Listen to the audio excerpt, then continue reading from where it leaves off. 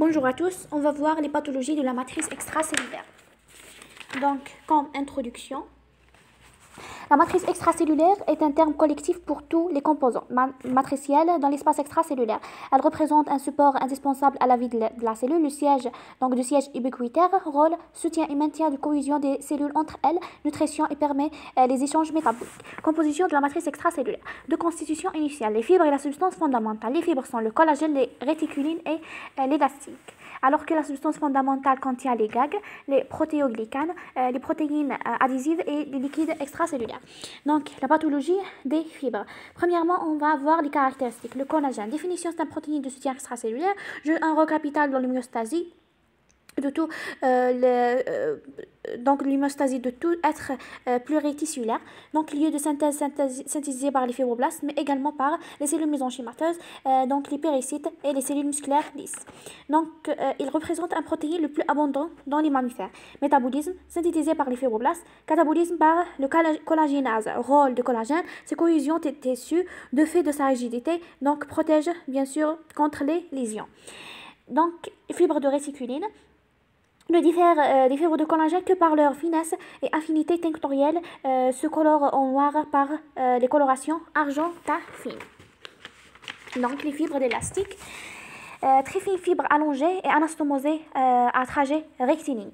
Donc hématoxine en rouge, l'urcine les colore en brune, sombre, et la fuchsine en noir. La localisation, donc les ligaments articulaires, le derme, poumon, vaisseau, donc l'origine, ce sont les fibroblastes et les cellules musculaires lisses. Méthode d'étude, donc microscopie optique, coloration standard.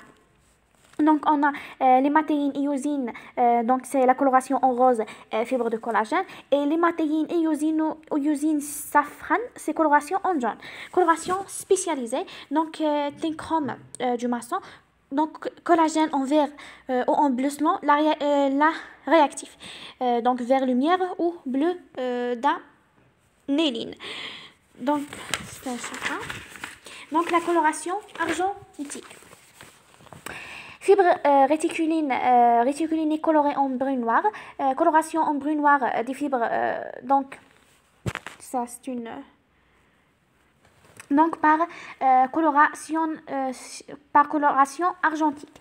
Donc l'orcéine, fibre élastique colorée en brune, donc figure 7, élastose au niveau des vaisseaux, coloration en brun noir, des fibres de réticuline par la coloration argentique. Donc membrane élastique interne, c'est un schéma. Donc l'immunohistochimie. On a anticorps, anticollagène 4, microscopie électronique, collagène constitue des fibrilles. Donc les anomalies. Les anomalies, on a deux types, quantitatifs et qualitatifs. Commençons par les quantitatives, que ce soit par défaut. Donc on a réduction de volume de substances intercellulaires, fond de trame protéique, donc ostéoporose, et font des réseaux collagéniques après corticothérapie. Donc par excès, c'est la fibrose. Définition, c'est sclérose en grec, donc dur. C'est l'induration pathologique d'un tissu ou d'un organe lié à l'augmentation du nombre des fibres intercellulaires dans un tissu ou dans un organe. Donc on a trois types de fibrose. On a fibrose collagénique, fibrose réticulinique et fibrose élastique. Donc, les types de fibroses. Commençons par les fibroses pures. Elles ont une composante fibrillaire unique. Fibrose de collagène, donc par exemple la colloïde ou bien la cicatrisation, la cicatrice du corps jaune. Donc, fibrose réticulinique. Donc, siège dans les tissus dont le charpent conjonctif normal est fait de fibres réticuliniques. Donc la moelle osseuse, la myofibrose, des syndromes prolifératifs, donc ganglion lymphatique, fibrose de certains lymphomes, et foie, condensation réticulinique dans certains hépatites virales. Donc le myofibrose, imprégnation argentique de Gordon suite sur biopsie ostéomédulaire. Donc fibrose élastique, les fibroses pulmonaires par exemple, la fibroélastose de l'endocarde et l'élastose solaire du derme. Donc les fibroses complexes, elles peuvent être hétérogènes quand la nature des fibres et la substance intercellulaire qui les compose. Donc, on a les circonstances d'apparition. Donc, les scléroses cicatricielles post-inflammatoires, sont les plus fréquents, secondaires à nécrose d'un tissu ou d'un organe. Elles succèdent à un bourgeon charnu, exemple cicatrices des brûlures, des cicatrices d'infarctus. B, donc la sclérose dystrophique ou fonctionnelle. Elles se caractérisent par leur aptitude à entraîner des raminements structuraux de l'organe où elles se développent. Elles ont d'origine donc variée, origine musculaire vasculaire, ischémique, stase sanguine ou lymphatique. Origine hormonale, c'est métopathie fibrokystique de sein. Origine métabolique, donc c'est sclérose hépatique et des l'hémochromatose. Et origine lithiasique concernant la paroi de l'organe en amont de l'obstacle.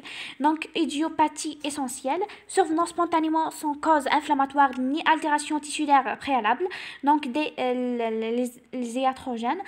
Donc, après radiothérapie, oxygénothérapie, donc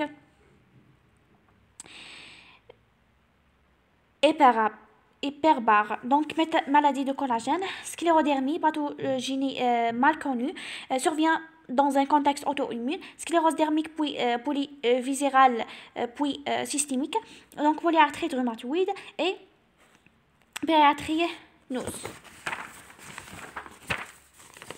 Donc, on a l'aspect anatomopathologique. Macroscopiquement, les fibroses modifient la consistance de l'organe. Il devient dur, parfois de durité pyreuse, surtout si la fibrose est ancienne. La fibrose modifie le volume de l'organe, il devient atrophique ou bien hypertrophique. Donc, la fibrose modifie l'aspect de l'organe. Elle peut être donc multilente, donc d'encerclement. Microscopiquement, donc la fibrose jaune est lâche, composée de fibres peu épaisses et d'une substance fondamentale, abondante, riche en fibrocytes et en capillaires sanguins. Donc les fibroses anciennes, elle apparaît dans ce composé des fibres épaisses, pauvres en fibrocytes et en capillaires sanguins.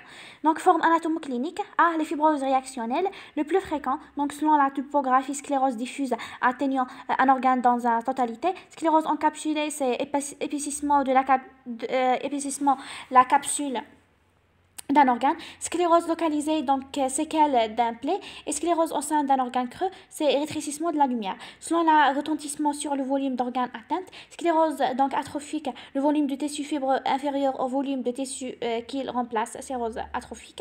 Sclérose hypertrophique, donc le volume de tissu fibreux est supérieur au volume de tissu qu'il remplace. Par exemple, la colloïde qui confère un aspect donc anesthétique. On a, selon le retentissement sur la structure d'organes atteints, donc sclérose systématisée, épaississement fibreux de l'organe, destruction, donc une modification de l'architecture tissulaire.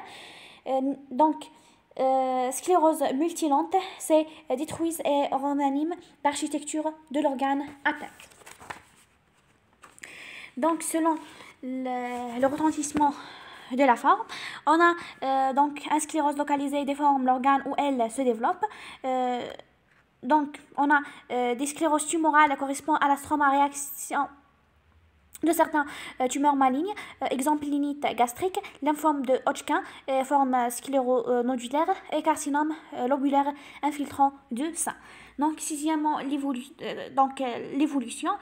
disparition ou stabilisation possible, donc favorise par la corticothérapie et donc résorption de certaines cicatrices, sclérose cutanée. Donc hyalinisation, c'est sclérohyalinose, calcification, donc compression, réaction des tissus et d'organes de voisinage, insuffisance fonctionnelle. Sténose, donc réduction de la lumière des organes creux. Les anomalies qualitatives, les anomalies peuvent être héréditaires ou acquises. Anomalie acquise, donc c'est l'élastose solaire. Accumulation de l'élastine dans le derme, c'est anomalie donc héréditaire. Donc, syndrome du Marfan et syndrome d'Ehlers-Danlos. Donc, syndrome de Marfan, c'est tissu conjonctif anormal, et syndrome d'Ehlers-Danlos, c'est élasticité tissulaire accrue. Donc, pathologie de la substance fondamentale. Définition, substance fondamentale amorphe est une solution colloïdale incolore, transparente, homogène, visqueux, avec un grand pouvoir d'inhibition. Elle est composée de donc des gags, comme on a dit, donc sont les composants de la substance fondamentale. C'est pas la peine de les répéter. Donc méthode d'étude, coloration standard. Donc, difficilement visible avec technique histologique. Standard, coloration spécialisée, c'est donc passe et bleu, alquin. Donc, immunohistochimie permet de mettre en évidence des structures protéiques et glycoprotéiques qui n'est pas identique par d'autres méthodes. Donc, protéoglycane, laminine, vimentine et immunoglobuline. Donc, les animaux de la substance fondamentale métamorphent ces transformations d'une substance fondamentale à une autre substance, que, par exemple, chondrine ou océine. Donc, imprégnation, c'est fixation dans le milieu intercellulaire des petites quantités de substances ou de produits absents dans ce milieu. Exemple, classification. La classification, deux types de classification. Classification métabolique, donc hyperclassification au cours de l'hyperparathyroïdie. Classification dystrophique, c'est classification post-nécrotique et hémorragique. Anomalie de substances intercellulaires, donc cicatrices, fibreuses, donc hyalinose, certains tumeurs, donc méningiome, carcinome papillaire et thyroïde. Classification du cause inconnue, donc c'est le calcinose pseudo-tumorale. Donc l'infiltration désigne pénétration d'un tissu ou d'un milieu intercellulaire par une substance de voisinage de caractère diffus. Donc infiltration par liquide, c'est ou bien muqueuse. Dépôt apparition d'une substance amorphe, donc cristaux aciduriques topo. Donc, substance fibrinoïde, c'est la fibrinoïde, et la substance amyloïde, c'est l'amylose. Donc, dépôts d'acide urique sont les gouttes.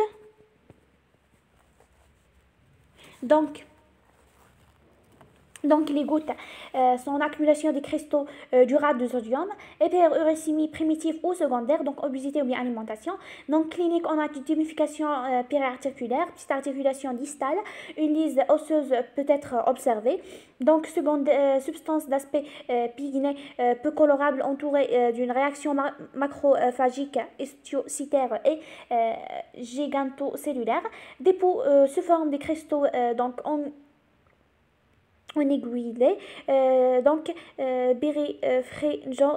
béréfrégeant en lumière polarisée.